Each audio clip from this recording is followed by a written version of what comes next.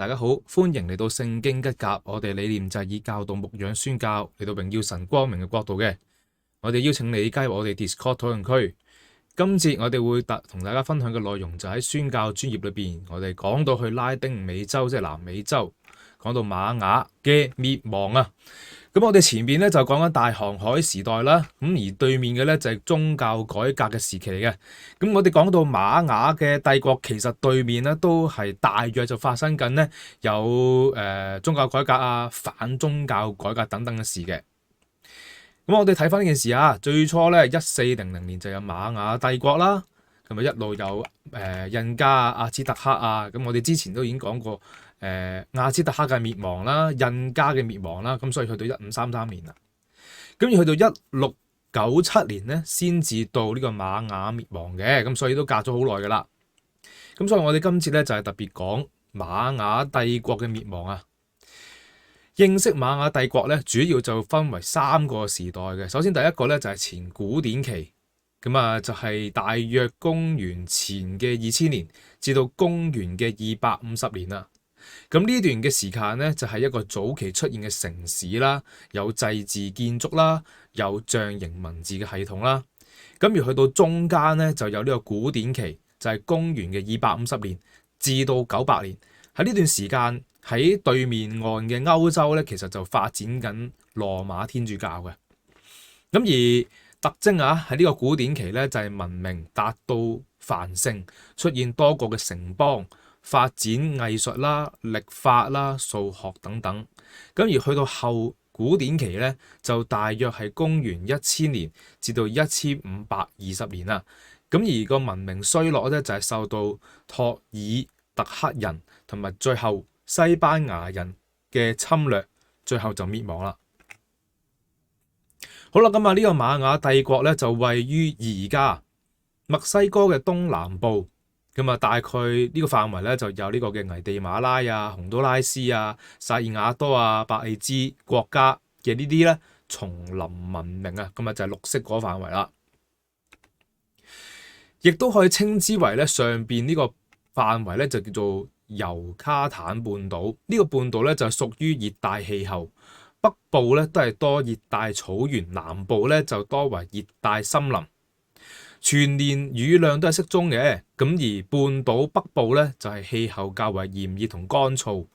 由於冇高山去攔截嚟自大西洋帶嚟嘅濕氣嘅雲嘅，因而咧其實佢降雨量咧係有限嘅。咁啊呢個嘅瑪雅帝國咧，佢係處於新石器時代，但係佢嘅天文學、數學、農業、藝術、文字等等方面咧，都係有極高嘅成就嘅。好啦，講呢一個嘅瑪雅文明同埋之前嘅印加帝國，再之前嘅阿茲特克帝國，就並列為美洲3大嘅古文明啦。亦都可以話咧，瑪雅文明就係拉丁美洲古印代印第安人文明，係美洲古代印第安文明嘅傑出代表，係以印第安瑪雅人而得名嘅。所以咧，當我哋講到呢個後古典期裏面歷史時候咧，就講到佢1000年至到咧1441年啊，咁就即係咧呢個西班牙嚟之前啦。咁呢一度咧，其實就已經有一個嘅叫托第1000年啦。1000年嗰時咧，咁啊對面岸就係呢個嘅東西嘅教會分裂啦。咁當時就係分為咗，即係歐洲嗰邊咧就係分為咗羅馬天主教同埋東正教啊。嗰陣時就咁樣分裂啦。咁而呢一邊咧1000年咧，咁呢度咧就係有呢個托爾特克人征服咗瑪雅地區北部嘅尤卡坦半島，建立咗奇琴伊察城邦。你而家唔知係咩，唔緊要，陣間會講噶啦。好啦，跟住啦，1002年咧就有呢個奇琴伊察城邦被瑪雅潘城邦所取代，成為咗尤卡坦半島嘅霸主。1250年咧就係基設王國喺危地馬拉高地建立，成為咗後古典期最強大嘅瑪雅王國。1441年基設王國就被其他嘅鄰國啦卡克奇克爾王國擊敗，就失去咗霸權嘅地位。咁啊呢個咧就係1000年至到1500年之前咁啊有啲咁嘅事發生啦，知道就得噶啦。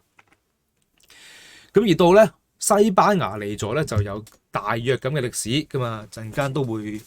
細細去講嘅。咁啊首先咧就講咗呢個1511年先。1511年西班牙嘅探險家咧就嚟到丘卡坦半島上邊啦，就同呢個瑪雅人首次有接觸啦。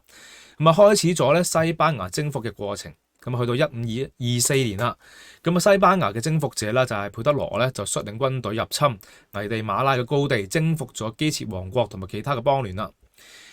跟住咧到1546年，西班牙征服者就係大軍隊咧入侵咗尤卡坦半島，征服咗瑪雅嘅城邦啦。咁而去到1697年啊，都差唔多有50年啦，150年啦。咁啊西班牙咧就係攻陷咗最後一個嘅瑪雅城邦。咁啊呢個城咧就係陷落咗，咁而瑪雅文明咧就正式滅亡啦。好，咁啊介紹下瑪雅帝國有啲咩特色嘅建築啊。最大嘅特色咧就係佢有個金字塔嘅，呢個金字塔咧就叫庫庫爾坎啊。咁啊位於奇琴伊察嘅遺址嘅，係瑪雅最高嘅金字塔，就高30米，有9層嘅樓梯。每年春分同秋分嘅時候，太陽嘅光影就會喺金字塔嘅梯階之上形成一條蛇嘅形象，嚟到象徵住瑪雅嘅蛇神啦。第二就係有呢個天文台啊，話好遠古嘅時候就已經有咁樣嘅一座天文台，佢係圓形嘅，高22.5米，就好似咧蝸牛殼咁樣嘅。咁而呢個塔壁上邊咧就有8個窗口，可以觀察天象同埋行星嘅運行嘅。咁跟住啦，亦都喺一個科潘嘅遺址，陣間亦都會介紹咩係科潘啊，偏南邊嘅。咁咧佢就有一個咧瑪雅最長嘅銘刻。咁啊，共有咧2000幾個嘅象形文字，而呢啲嘅文字就記錄咗科潘王朝嘅歷史同埋傳說嘅。咁而另外講到瑪雅咧，就有佢嘅瑪雅曆法啦，就係喺前哥倫布時期中美洲嘅瑪雅文明所使用嘅一套曆法系統，亦都係最古老嘅曆法之一嚟嘅，亦都可以同現代嘅公曆嚟到相互交換嚟嘅計算噶。咁而呢個嘅曆法亦都可以稱之為係卓爾金曆，就以20日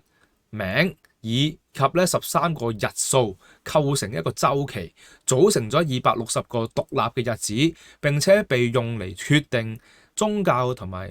祭典項目嘅時間，同埋咧係用嚟占卜嘅。好啦，咁啊，所以講下呢個瑪雅曆法啦，佢咧就係記日嘅系統嚟嘅。咁啊由260日為周期嘅卓爾金曆，咁啊同埋365日為周期嘅哈布曆相互結合同步循環，就以52個哈布年為周期，稱為一個曆法嘅循環。雖然中部美洲曆法並唔係源自於瑪雅文明嘅，但係其後續嘅延伸嘅手法就係最為精密㗎啦。咁而喺亞茲特克曆以外呢一個嘅瑪雅曆同樣就係文件最齊全、最能夠完整理解嘅曆法嚟嘅。咁10年前2012年當時就有好多人認為2012年12月21日左右就會喺呢個世界上面出現災難性或者係變革性嘅事件嘅一個末世論嘅觀點啊。咁嗰時好興噶，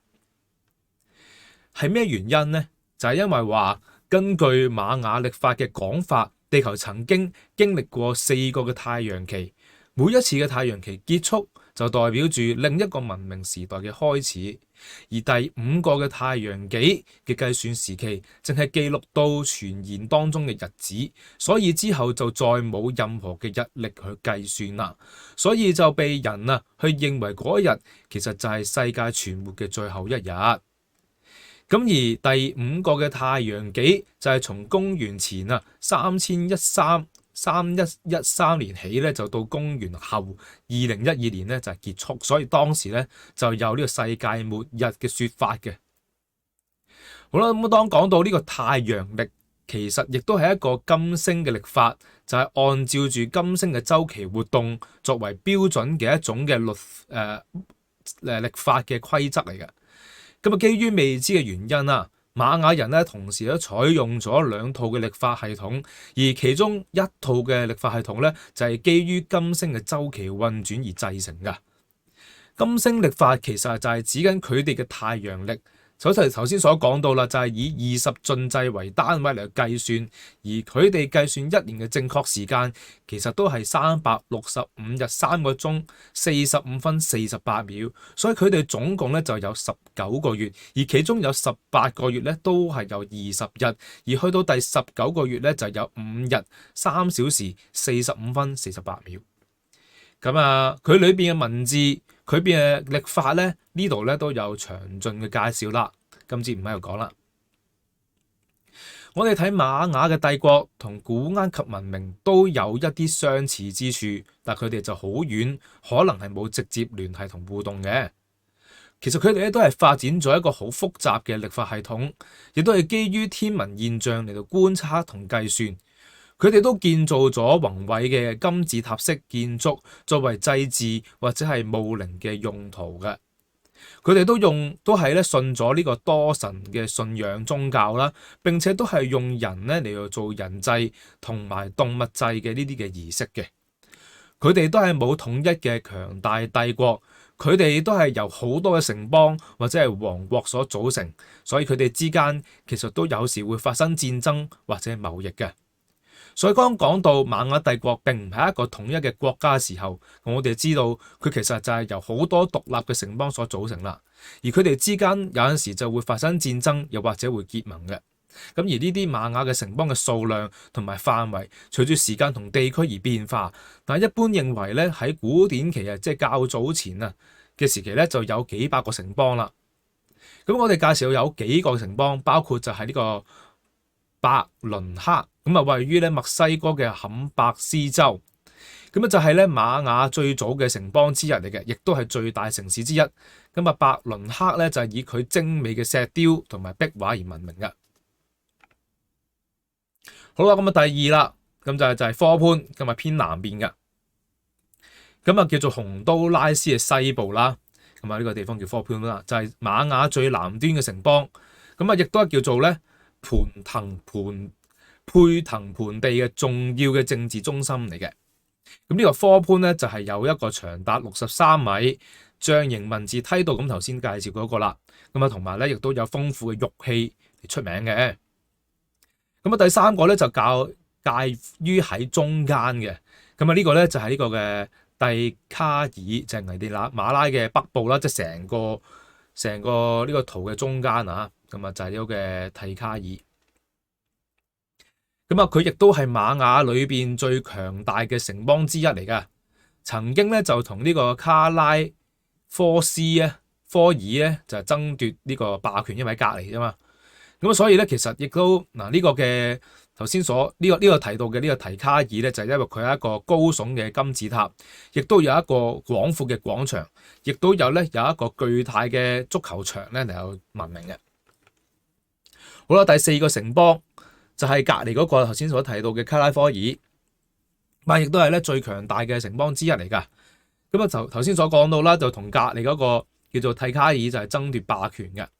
咁而呢個嘅卡拉科爾咧，佢有龐大嘅人口啦、廣泛嘅貿易網絡啦，同埋有精湛嘅雕刻技術而聞名嘅。咁而頭先我哋講到啦，呢個第五個城邦就係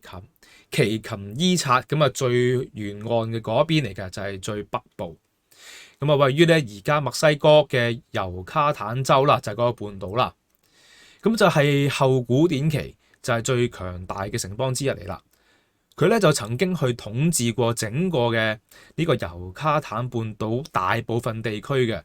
咁而奇琴伊察咧就用佢壯觀嘅呢個金字塔啦，頭先所講到嘅天文台啦，同埋多元化嘅建築風格嚟有聞名嘅。既然有咁嘅文明，咁點解又會衰落呢？其中有一種講法，假説就係乾旱説，就認為瑪雅文明所處嘅地區喺第8至到第9世紀咧發生咗一啲嚴重嘅乾旱，而導致到咧有農業生產受到影響，食物短缺，社會動盪，城市廢棄啊！其實呢種情況咧喺歐洲都有出現過，係咪8世紀至9嘅世界好似唔係咁啊？即係總之咧，呢個世界呢個地球咧，經常都有呢啲事發生嘅。咁而呢一種嘅乾旱説咧，就話到呢一個時期裏邊有一個氣候嘅變化，造成咗當時嘅嚴重乾旱，亦都導致到古典雅馬文明嘅衰敗。大量嘅古氣候學就證據嚟到表明到，猶卡坦半島同埋盆地曾經喺中端嘅古典期咧就遭遇咗長期嘅乾旱災嘅。呢個咧對於依賴住農業同埋水利系統嘅瑪雅人嚟講，就係一個致命嘅打擊，可能會引發到呢個饑荒啦、疾病啦、社會動盪、戰爭等等嘅問題嘅。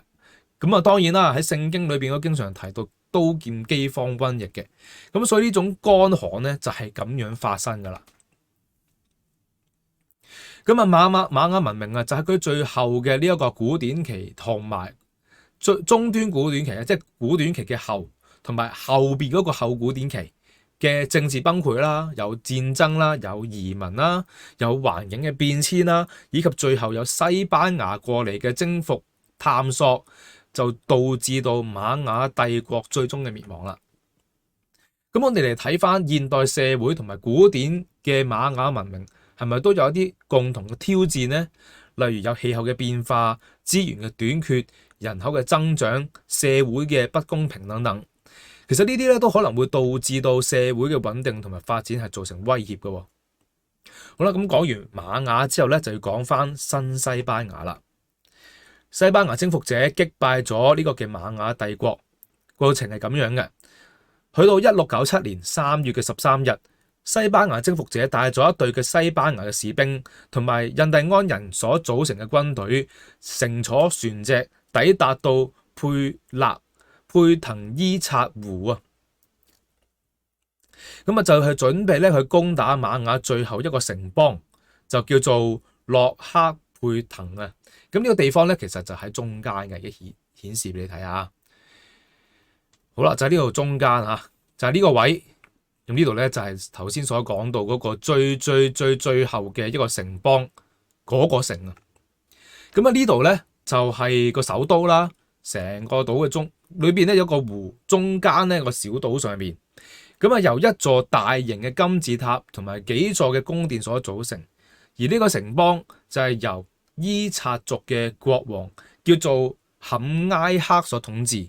大約咧就係有6000名嘅居民嘅。西班牙征服者就派遣咗一個神父去嗰個島上面，要求呢個國王投降並且接受天主教信仰，否則咧就要面臨戰爭噶啦。咁啊呢個咧其實對付嗰個嘅亞茲特克咧都係咁做嘅。咁而個國王就拒絕咗呢個要求，並且就表示佢哋願意同西班牙和平共處嘅，但係就唔想放棄佢哋自己嘅信仰同自由啦。而西班牙征服者隨即就下令要進攻呢個島，而佢嘅部隊乘坐啲細船咧就已經係靠近島邊啦，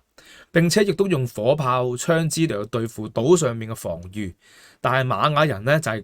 係土人嚟嘅，即係佢哋嘅武器就好落後嘅。就係呢個弓箭啦、長矛啦、石仔啦嚟還擊，並且試圖用火焰嚟攻擊西班牙嘅船隻，但你點可能夠打呢？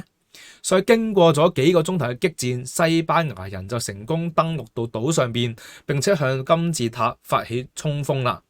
咁啊，當然啦，瑪雅人咧就有奮力去抵抗嘅，但根本就冇可能夠呢個西班牙打。所以最後咧，西班牙梗係佔領咗呢個金字塔，並且咧就喺呢個頂部插咗呢個嘅十字架同埋西班牙嘅國旗。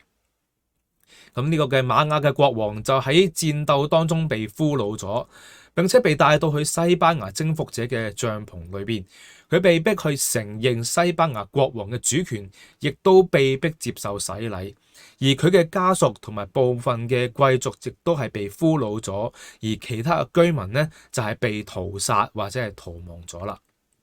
而呢場嘅戰爭亦都標示住整個嘅瑪雅文明正式滅亡，亦都係呢個美洲最後一個原住民王國嘅覆滅。而西班牙人就將呢一個城最後改名為聖地亞哥，並且喺呢個地方嘅附近建立咗殖民地。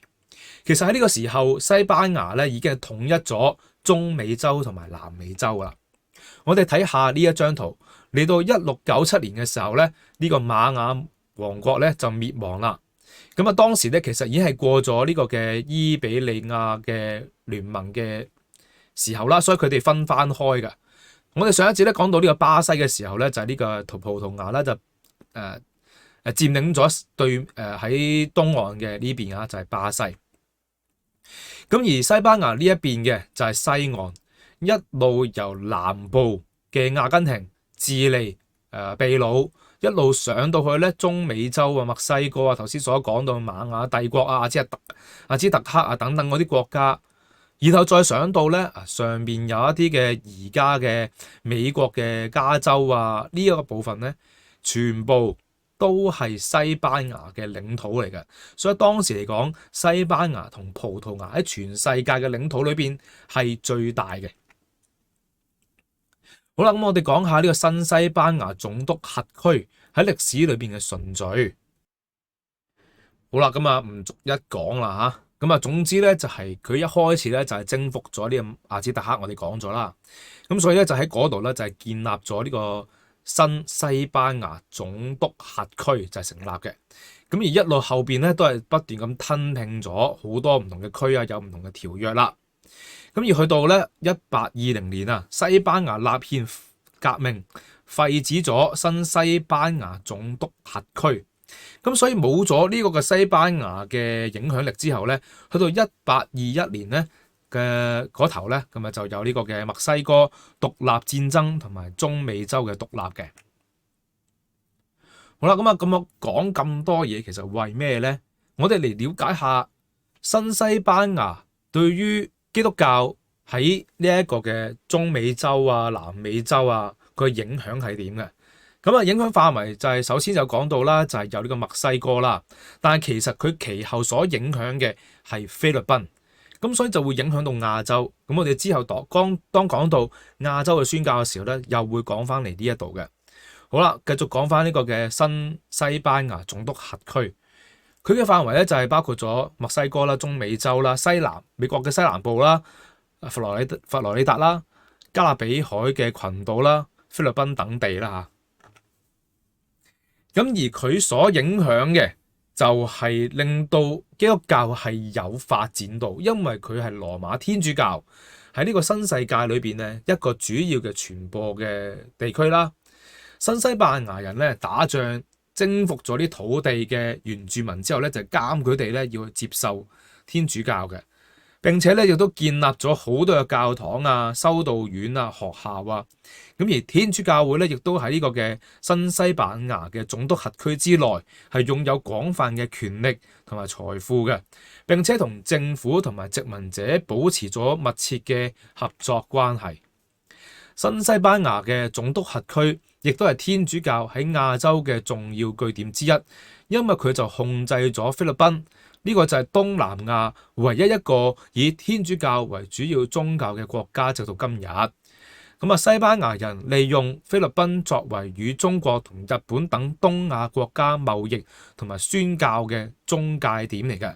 並且試圖就係將天主教引進呢啲嘅地區。所以我哋之後講到日本、南韓、中國、越南等等嘅國家嘅宣教嘅時候咧，就會牽連到新西班牙總督轄區嘅。所以呢一個嘅新西班牙總督特區對於基督教嘅發展就有好實際嘅影響㗎啦。咁啊，亦都塑造咗當地嘅文化啦、社會啦、政治。所以我哋之後咧就會再講返北美洲從歐洲過嚟嘅殖民者啦。